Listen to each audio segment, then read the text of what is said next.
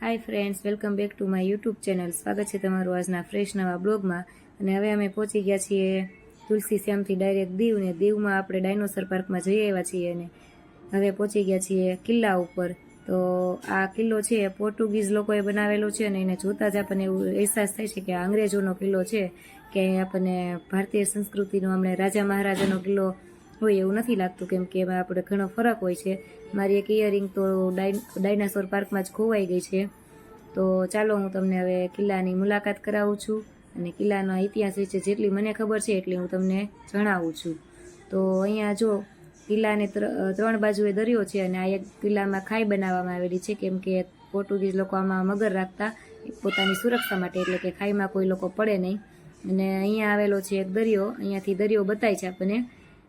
કિલ્લાનું આ એક જગ્યા છે, ત્યાંથી આ રીતના એક દરિયો દેખાય છે, જાણે આપણે દરિયાની વચ્ચોવચ્ચ ઊભા હોય એવું આપણને લાગે છે. અહીંયા બે જણા સેલ્ફી પણ લેતા હતા, પણ આવી રીતના જીવના જોખમે સેલ્ફી ના લેવાય. અને દીવ એટલે કેન્દ્ર શાસિત પ્રદેશ એક આપણો, ને ગુજરાતનો લોકપ્રિય કેન્દ્ર શાસિત પ્રદેશ એટલે આપણું દીવ. તો અહીંયાથી એક મેઇન ગેટ, બીજો મુખ્ય ગેટ આ છે. તો અહીંયાથી આપણે એન્ટર થઈએ છીએ એટલે અહીંયા બે બીજા દરવાજા આવે છે, એક ડાબી બાજુ અને એક જમણી બાજુ. ડાબી બાજુ જે ગેટ છે ત્યાંથી આપણે જે દરિયો મેં તમને બતાવ્યો એ ગેટ હતો, અને આ જમણી બાજુનો ગેટ છે. તો ત્યાંથી આપણે હવે પસાર થઈએ છીએ એટલે ત્યાં આવું બધું આવે છે. ત્યાં આવી તોપો રાખેલી છે, તે જે પોર્ટુગીઝ લોકો હતા એ ઉપયોગ કરતા હતા.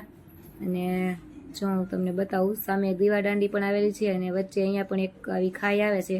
એમાંય તે પોર્ટુગીઝ લોકો મગર રાખતા પોતાની સુરક્ષા માટે, જેથી કોઈ દુશ્મન એના ઉપર હુમલો ના કરી શકે અને એ ખાઈમાં ઉતરી ના શકે. અને અહીંયા પણ પોર્ટુગીઝ લોકોની આ તોપો બીજી આવેલી હતી અને ત્યાં અમે ઘણી બધી ફોટોગ્રાફી પણ કરી હતી અને સાનવીને પણ ખૂબ મજા આવી ગઈ હતી. તમે સ્ક્રીન પર જોઈ શકતા છો કે જૂનાગઢના કિલ્લા પર જઈએ તો પણ આપણને આવી ટોપો જોવા મળે છે. એ દીવથી જ લઈ જવામાં આવી છે. પછી અહીંયા હવે દીવાદાંડી પર આવ્યા છે, તો દીવાદાંડી ઉપર છે અને ત્યાંથી પણ તમને વિશાળકાય દરિયો દેખાય છે અને આખું આ અહીંયાથી દીવનો નજારો પણ તમને સરસ રીતે જોવા મળશે. ઉપર તમે દાદર ચડીને જશો એટલે એ તો તમે જાશો ત્યારે તમને અહેસાસ થશે. અને હવે અમે આવી ગયા છીએ બપોરનું જમવા. તો મહાકાળી હોટલ પર જમવા આવી ગયા છીએ. હું આ હોટલમાં બીજી વાર આવી છું, એટલે મને અહીંયા પહેલાં પણ જમવાની મજા આવી હતી, એટલે અમે આ વખતે અહીંયા જ હોટલ લીધો છે, કેમ કે અહીંયા ગરમ ગરમ આપણને જમવાનો ઓર્ડર આપી એ પ્રમાણે બનાવી દે છે. રોટલી રોટલા જે ખાવું હોય ચૂલા ઉપર બનાવે છે. પછી આ ભાઈ છે એ શાક બનાવે છે, આ એમનું કિચન છે.